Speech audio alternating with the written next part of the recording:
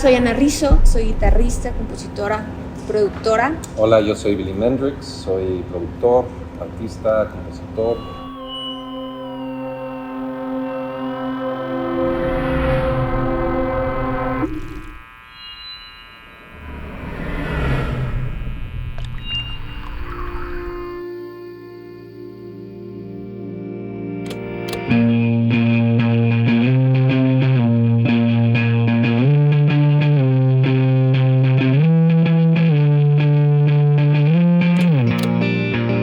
La verdad es que fue impresionante cómo el líquido tiene un efecto sobre el tono, sobre el sonido de la guitarra en general.